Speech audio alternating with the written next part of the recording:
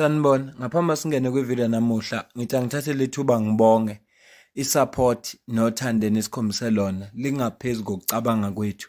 Siyacela niqhubeke nisupporte njalo ngokubuka amavideo ethu, ungakhohlwa ukukhomenta, ushare, ulike. Siyafisa ukuzwa umbono wakho. Sicela ke singene kwivideo namuhla. South Africa is a movie. We live in a drama. It's a series. Every day you will be shocked by something new. We have even forgotten what shocked us 2 weeks ago. Wayiqinisile umcebo Dlamini. South Africa is a movie, drama. Kahle South Africa a crime scene. Ngithi ngena ku Facebook ngisithela phe kwezindaba ukuthi sekuvula icase against uJudge Ratha noJudge Letwaba kanye nelinye ijudge. Mangiqala ukubona le post angikholwanga. Kodwa ngithe mase sengibona ne case number ngabona ukuthi cha kudlalwa lento ngathi iqiniso. Sizobheka nje lelo daba kuphela la. Kodwa ke akungithusi ukufunda into enje ngoba uGeneral Mkhwanazi wasazisa ukuthi even i-judiciary is captured. Even nje i-judiciary it is captured. Ngiyakhumbula mabembuza eParliament ukuthi ibuphi ubufakazi anabo ngoba wathi mayibuza kuMadlanga Commission wakhuluma ngamagistrate, manje awukwazi ukuthi ukhulume ngamagistrate bese wena ukhuluma ngamajaji. Wathi uma ngabe iParliament inohlelo njengelwaMadlanga okuthiwa in camera, izinto ezingavela lapho zingasethusa, izinto ezingavela lapho ngoba kukhona ubufakazi kodwa bufuna bupresentwe in camera, okusho ukuthi ke lilonke namajaji captured. Into ebuhlungu njengokuthi kushona isihlobo sakho noma othandiweyo wakho, ulifaka icala bese icala lingenzeki ngendlela wena ezokunika ubulungiswa, kodwa lenze ngendlela ezovikela abantu abathize. Kugcine kwesinye isikhathi kuboshwa abantu abarongo, kwesinye isikhathi kugcine kungaboshwa ngamuntu, wena ungabutholi ubulungiswa. Ngaleso sikhathi abantu kuyibona abamosha icase layo, yila bantu afanele bavikele wena. Ilabantu afuna benze isiqiniseko sokuthi wena uyabuthola ubulungiswa. Zonke ke lezi issue zinsolo. Akukho thina esikwaziyo kodwa asilifunde lo daba lunjengoba lunjalo. Ibhalwe kanje le article: The criminal case docket of bribery and corruption to the value of 35 million rand has been registered against Judge Ratha Mokgoatlheng, North Gauteng Acting Judge President Aubrey Letwaba, and Deputy Chief Justice Dunstan Mlambo in respect of the murder case of Senzo Meyiwa. The opening of the case was informed by the conduct of Judge Mokgoatlheng on the 11th of February 2026 when Advocate M.D. Tefo approached Pretoria High Court to take over the matter of Senzo Meyiwa, and Judge Mokgoatlheng blocked Advocate Tefo to enter his court by using court security and police unit called SAPS Public Order Policing Services. Therefore, Judge Ratha Mokgoatlheng must recuse himself from Senzo Robert Meyiwa murder case with immediate effect from the 16th of February 2026. According to protocols, the office of the Chief Justice must take over the case of Senzo Meyiwa and appoint the new judge to preside over the matter. Phamba nje siqhubeke nalolu daba. Ubungozi obungase wenzeke uma kungenzeka lento eshuwele article la ubodwa ukuthi leli cala njoba selihambe kangaka, uma lithathwa ijudge elisha afuna liqale phansi, kufuneka istate siqale phansi icase yaso, sibizo Zandi, sibizo Tumelo Madlala, bonke labantu icase iqale phansi njengoba kwenzeka uma kuthatha uJudge Ratha emveni kokuba ijudge leli khona uJudge Mawumela wakhishwa kule cala. uJudge Ratha wafike waqala phansi. Ubungozi nje obungasebenzeka leli cala, khumbula ukuthi lenzeka ngo-2014, abasolwa baboshwe ngo-2020, okusho ukuthi icala lona likhona selibe khona unyaka ka-12 lo, kodwa lineminyaka we-6 lo nyaka lisenkantolo. Kwase lishintsha amajaji kabili. Uma ngase kuthiwa kungena elinye ijaji ezolalela lolu daba, leli cala lizoqala phansi. Hhayi-ke into ebuhlungu ngayo lento esho uTifu. Ngisho nje lokho ngithi angikuveze, angazi mina kule y'nsolo abazishoyo noma uJaji Ratha kukhona i-bribe ayithatha noma kwenzakalani kuleli cala, anginalwazi. Patricia Mashele ubhale kanje, I was just informed that a case has been opened by Advocate Tifo against Judge Ratha Mokgoatleng, Aubrey Letwaba and Dustin Mlambo under case 130-2/2026, case registered on 16 February 2026 at Botchop Station. Bese kuba utabo lu-serious ngempela-ke lolo kukhulunywa ngalo la, ngoba phela nabo ubufakazi. Usho ukuthi mhlawumbe u-Advocate Tifo uthi uforward i-SMS abamthumele yona emveni kokuvula icala, wayeseyiforwardela uPatricia Mashele ukuze amnikeze ubufakazi ukuthi nansi icase ivuliwe ngempela. Usho ukuthi kukhulunywa ngento ekhona la. Ngibone-ke i-statement noma ngizothi i-affidavit ka-Advocate Tifo ayibhale ngesandla. Asizukuyifunda yonke, sizoyifunda nje ukuze sizothola umongo noma the gist yayo yonke lolu daba lolu esikhuluma ngalo. Istatement esikaTifo asibhale ngesandla. Angeke sisifunde sonke, kukhona futhi izinto esizozeqa. I, Malisela Daniel Tifo, state under oath and say that I am an adult male with legal capacity to depose this affidavit on my behalf.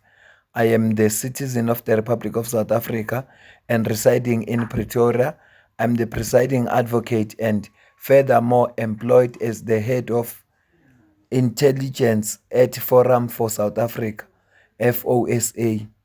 Okay, wabhala-ke la, my chamber is situated at Typer Valley Office Park, VIP building, first floor. Wabhala i-building yakhona, wabhala igama lestrati, wabhala i-ID number yakhe, wabhala i-phone number yakhe. Asingene kodabeni. On Wednesday, the 11th of February 2026, I went to Pretoria High Court with my entourage with the intentions to take over the matters of Senzo Robert Meyiwa's murder case.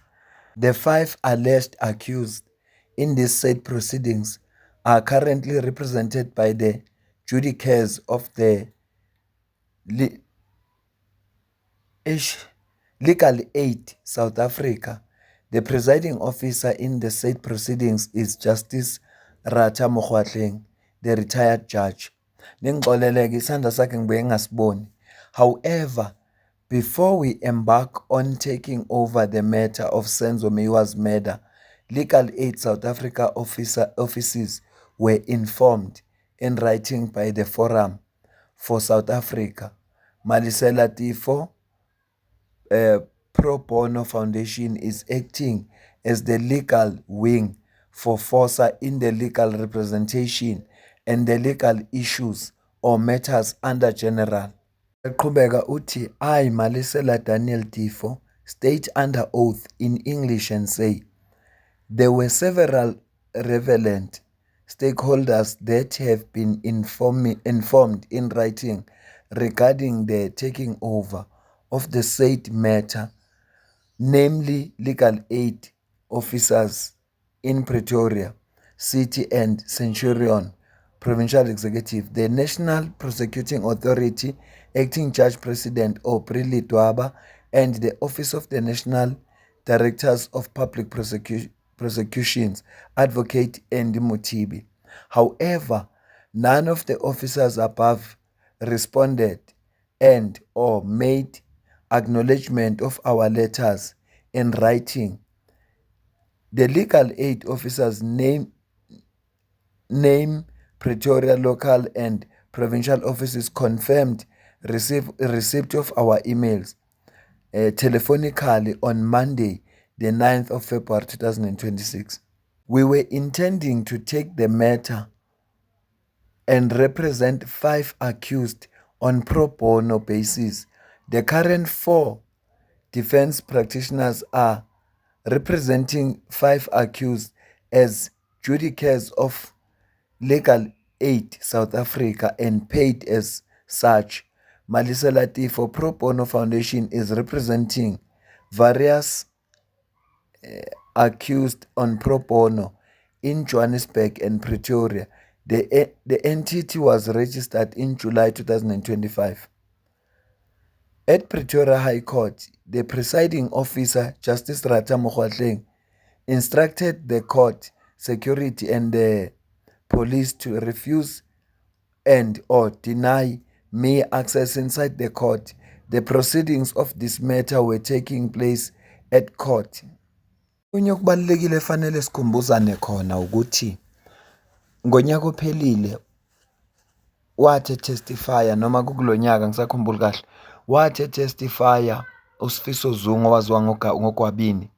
Abantu ayifike nabo bathathwa ngamaphoyisa. Kwase kuvela imibiko yokuthi amaphoyisa anezinsolo zokuthi kunabantu abahlela uhlelo lokubulala laba be-state, okusho ukuthi uDr Sibanda, Advocate Baloyi nejudge impilo zabo isengcupheni. Ngiyakhumbula ukuthi u-Advocate uMnisi wathi yena akakhululekile ukuthi aqhubeke nale case ekubeni esolakala kunezinsolo ezinje asolwa ngazo.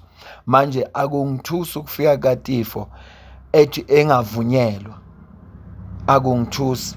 Asifundeke kodwa siqhubeke, kodwa lokho bengithi lokho singakukhohlwa sikukhumbule ngoba kwi-statement sakho ubhalile ukuthi i-security was beefed up, kodwa siyakwazi lokho. Ngenzela ukuthi nje sikhumbuzane, asiqhubeke.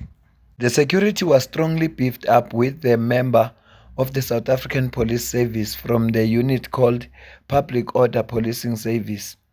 This unit fall under the control of the Lieutenant General Tibelo Musikili, Lieutenant General Musikili and Lieutenant General Shadrack Sibiya are implicated in the murder case of Senzo Meyiwa.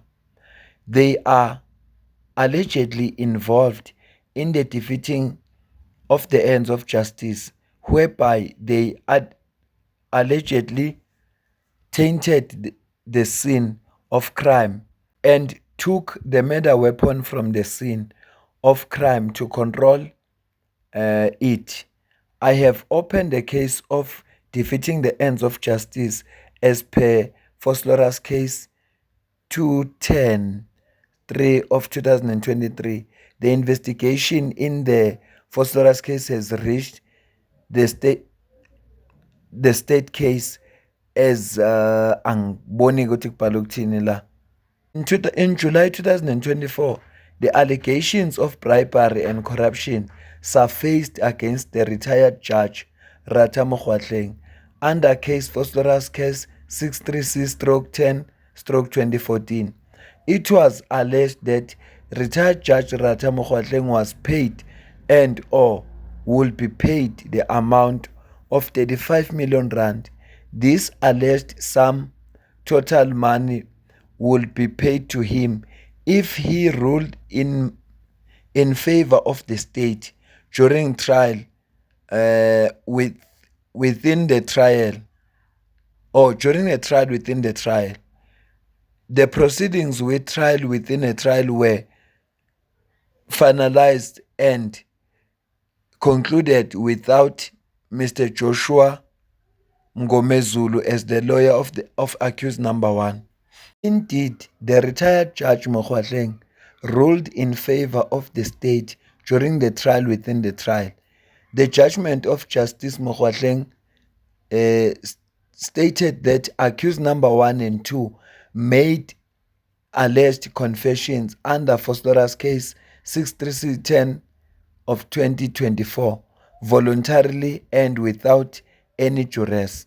It was alleged that the mandate to deliver the favorable judgment in the favor of the state was given by both Judge President Justice Dustin Mlambo and his Deputy Judge President Justice Aubrey Letwaba. Therefore, the retired Judge Rata Mokgoatleng had delivered the mandate without failure. However, I do not have tangible evidence that the money to the value of 35 million rand has been paid or not at this juncture. Nonetheless, it is the matter of circumstantial evidence that I should believe that the money has been paid to the retired Judge Mokgoatleng in the total sum of 35 million rand. The circumstantial evidence is informed by the following severe behavior and or conduct of the retired Judge Rata Mokgoatleng. The alleged confession by accused 1 and 2 lacked the legal substantiveness, and same presiding officer is aware of the fact that accused 1 and 2 are not charged accordingly. The conduct or behavior of this judge on the 11th February 2026. Therefore, it is my humble conclusion that the amount of 35 million rand has been paid to the retired Honorable Justice Rata Mokgoatleng by the permission of the former Judge President Mlambo and Acting Judge President Ledwaba. The matter is not yet finalized, and the state has the prospectus of success to secure the convictions against the following accused who are still not charged, namely Mr. Moses Biya, Mr. Sandison Tanzi, Mr. Prince Mncube, Mr. Mapisa, and Mr. Sfiso Nkani Ntuli. I desire further police investigation and prosecution in this matter. I know and understand the consent of my statement. I have no objection in taking the prescribed oath. I consider the oath to be binding on my conscience. I swear that the statement given by me is true and correct to the best of my ability. So help me God. Close quotes. Yazi ukuthi bengithele statement angizukusifunda sonke, kodwa sengigcine ngisifunda sonke ngoba bengifuna ukuzwa ukuthi le 35 million eyani. Ngoba sizwile ukuthi umuntu osolakalayo la uJudge Rata Mokgoatleng, uJudge Ledwaba noJudge Mlambo bangena kanjani kuzo zonke lento okukhulunywa ngazo. Yingakho ke ngigcine sengiphoqeleka ukuthi angisifunde sonke istatement. Skatifo asibhalile. So asilinde ke sizozwa ukuthi kwenzakalani. Kodwa nje esingakusho ukuthi kunecala elivulelwe uJudge Rata Mokgoatleng okuyena presiding judge manje kwicase kaSenzo Meyiwa. Usolakala ngeinsolo zokuthi unemali athenjiswe yona ewu-35 million. Uma engakhipha isinqumo sakhe isibe in favor of the state.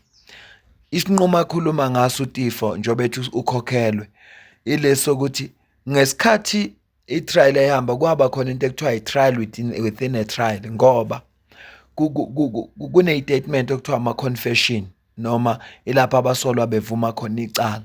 Ngakho-ke kwakufuneka ijaji lilalela izethulo ze-state kanye nezethulo ze-defense, ebese ijaji lithatha isinqumo mase lilalelile inhlangothi zonke, ngoba amaphoyisa athi laba ba-confess bengaphoqiwe futhi ngokuvolontiya ngokuthanda nje kwabo. Kodwa abe-defense noma abasolwa bethi cha, thina sashawa thina saphoqelelwa ukuze sisayine lama confession osekukhulunywa ngawo. So ngokulalela ke kwejaji lathi lona mali lalela ubufakazi obethuliwe, i-statement lezi zabhalwa yibo abasolwa laba bengaphoqiwe futhi voluntarily. Noma ke kukhona izinto ezazingajabulisi lapho, ngoba uyazibuza ukuthi uNtanzi wayeboshelwa icala la kwaNongoma. Uma iqala nje ukuboshwa wayeboshelwa icala la kwaNongoma. Ufika kanjani esigabeni sokuthi manje sekaconfessa ngendaba kaSenzo Meyiwa uma ngayiphoqiwe futhi engashayiwe? Akuwakho umqondo. Okwesibili, accused number 1 uSibiya uboshelwa icala lama drugs. Kodwa khona lapho usevele uyaconfessa yena ngendaba yecala likaSenzo Meyiwa. Kanjani? kufiwe nini lapho? Ukhona umuntu ongathi eboshelwa ama-drugs bese vele confess ukuthi hayi mina ngabulala noSenzo noma ngangi-involve ekubulaweni kaSenzo Meyiwa. So akuwakho umqondo, kodwa-ke ngokusho kwejaji lathi lona mali lalela labantu bawenza lama confession bengaphoqiwe futhi ngokuthanda kwabo voluntarily. Yingakho ukuthi ifo ethi kunemali akhokhelwa yona ukuze akhiphe leyo ruling enjalo. Iqiniso-ke laziwa yibo. Mhlawumbe uma engasanikwa ithuba leli cala lenkantolo uyokwazi ukukuprova lokho.